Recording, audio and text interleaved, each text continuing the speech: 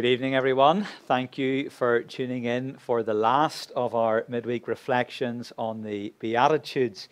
It's been a few weeks since we visited them, but tonight we finish off with Jesus' final beatitude.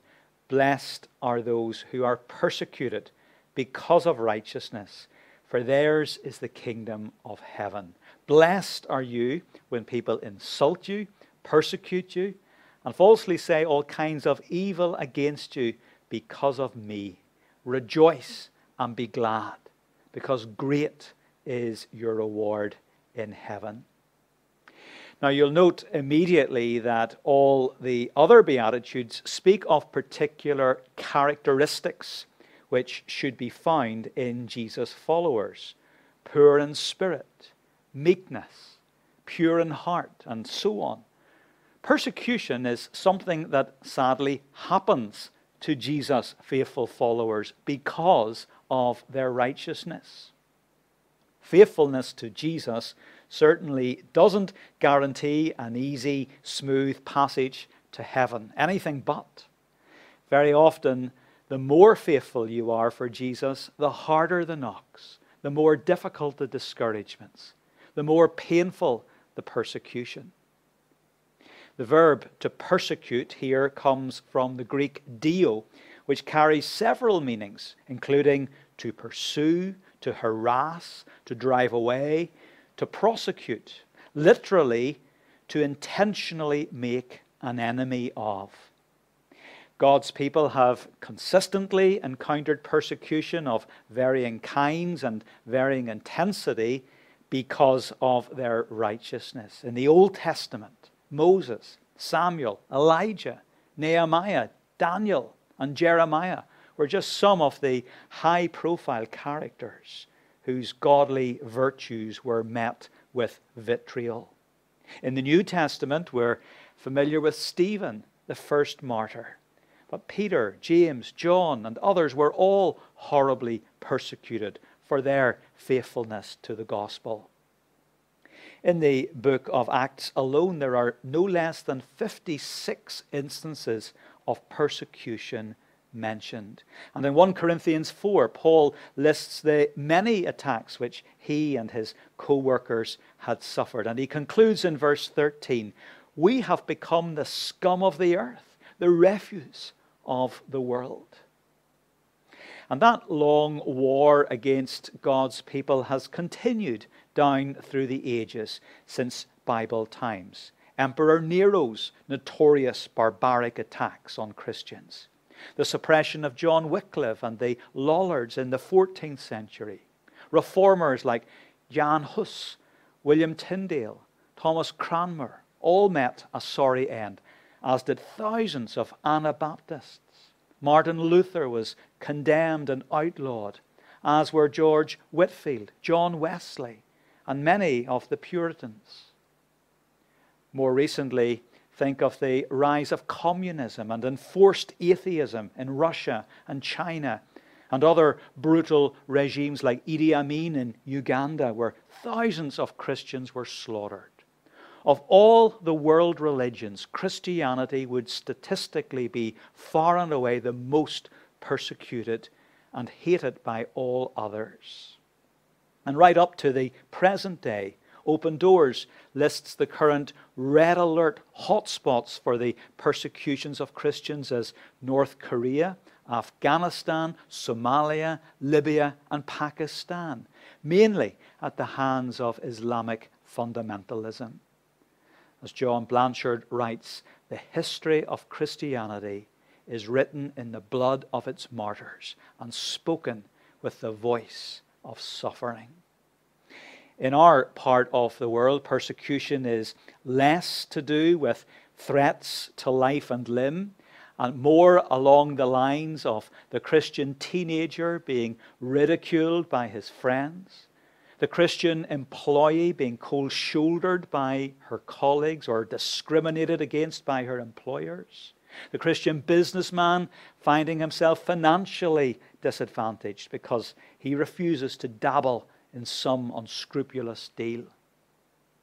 The hard reality is that persecution of one kind or another is always going to be inevitable for God's people. Paul was very upfront about this in both his preaching and nurturing of new converts. In his letters, for example, 1 Thessalonians, he writes, "You know quite well that we were destined to trials of every kind. We kept telling you that we would be persecuted." And there are two chief reasons for this. Firstly, Jesus entered a world that did not recognize him for who he claimed to be and rejected him to the point of cruel death.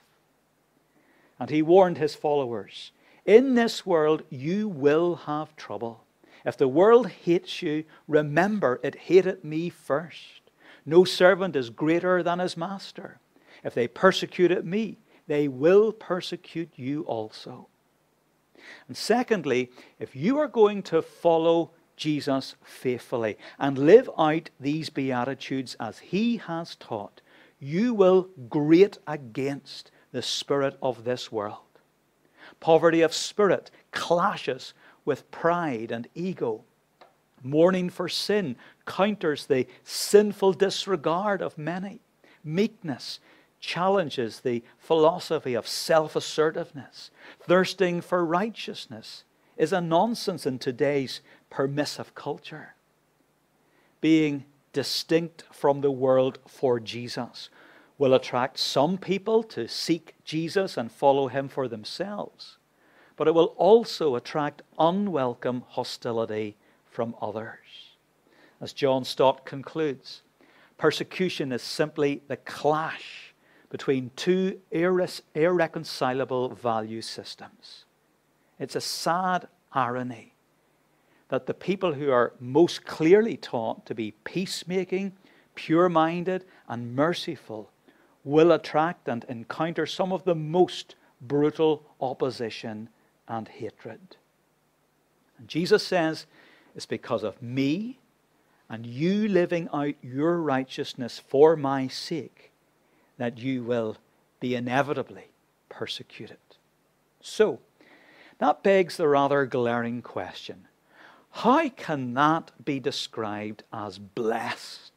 Or as Jesus expands here, how can being insulted, discriminated against, falsely accused, having all kinds of evil inflicted on you for just trying to be faithful to Jesus, how can you possibly describe that as being blessed?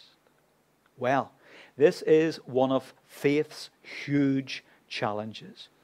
But listen to the great Anglican preacher J.C. Ryle.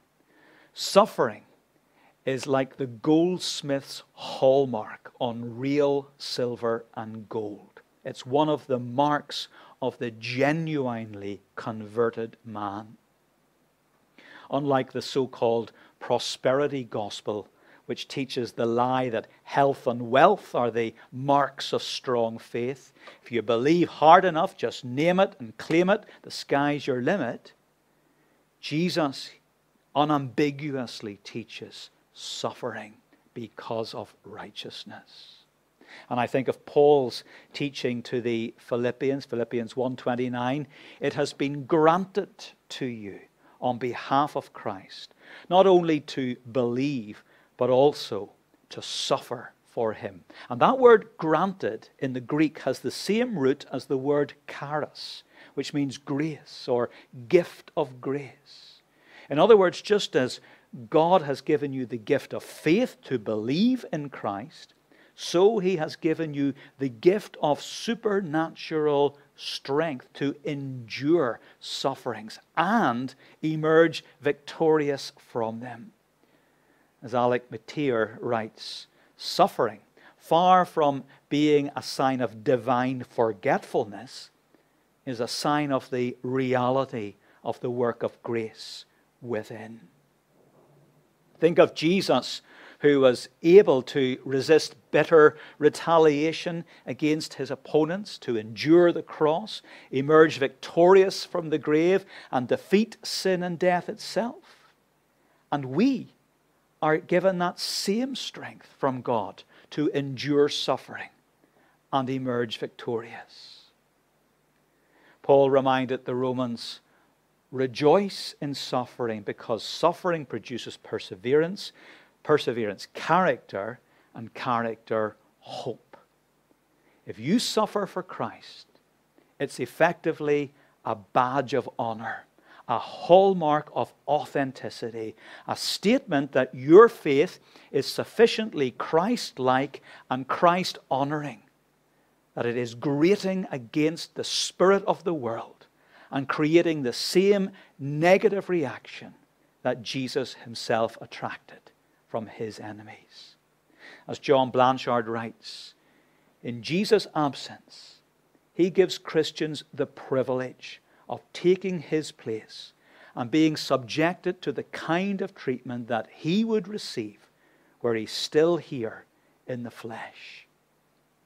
And the incredible truth is that God, graciously by his Spirit, works through our battered bruises and painful encounters to open up gospel doors, to attract the few along the narrow road and into saving relationship with himself.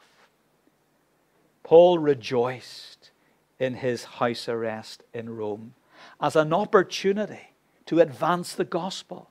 Rather than a roadblock, he viewed his house arrest as a gospel stepping stone, as a means of leading many others to Christ. So Jesus says, rejoice and be glad when people insult you and persecute you. Verse 12. It is a tough faith challenge, isn't it? Well, here are some questions for personal reflection this evening. When you are insulted and persecuted, ask yourself, do I tend to immediately want to retaliate? And how do I resist that urge? Secondly, ask, what do I need to pray for my persecutors? And thirdly, ask, what Christ-honoring steps can I take to follow my Master as I endure suffering? Feel free to pause and reflect. Following that last question, here are a few suggestions on how to keep enduring long term. Keep prayerful. Keep your conversations going with God. Keep perspective. That is, don't look too far ahead. Pray strength for today. Tomorrow has its own trouble. Keep realistic. Attacks are inevitable. Don't be shocked when they occur. And at the same time, keep hoping. Long-term victory is assured, and it's coming. Because remember Jesus' promise to the persecuted, and cling to it. Theirs is the kingdom of heaven. Your persecution is also your promise and endorsement from Jesus that he has chosen and called you out of this world and that you belong to another kingdom. Your citizenship is in heaven. Or as Calvin puts it, persecutions are the seals of adoption for the children of God. Not only is your citizenship in heaven, great will be your reward there. Verse 12. Romans 8:18, Paul writes, I consider that our present sufferings are not worth comparing with the glory that will be revealed in us. The joy of heaven, God's new world order, will be so far removed from the sufferings of this sin-cursed world that they can't even begin to be weighed up against each other. Stuart Olyott puts it well. Our present sufferings are like an ugly porch which opens up into an unspeakably glorious mansion. And so as we battle on, think of those great words we sometimes sing. Stand up for Jesus. The strife will not be long. This day, the noise of battle. The next, the victor's song. To him that overcometh, a crown of life shall be. He with the King of glory shall reign eternally. So let us fix our eyes upon Jesus, the author and finisher of our faith, who for the joy set before him endured the cross, scorning its shame, and then sat down at the right hand of the throne of God. And Revelation 7 gives us just a tiny glimpse of God on his throne, surrounded by the saints. He who sits on the throne will shelter his people with his presence. Never again will they hunger. Never again will they thirst. The sun will not beat down on them, nor any scorching heat. For the Lamb at the center of the throne will be their shepherd. He will lead them to springs of living water, and God will wipe away every tear from their eyes. Amen. Thank you for joining with me for these short reflections from the Beatitudes. I hope you found them helpful and challenging, and that God has encouraged your heart as we have worked our way through them.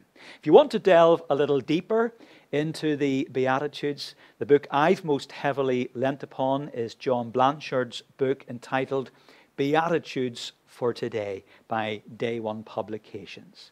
I warmly recommend it to you. But for now, good night and God bless.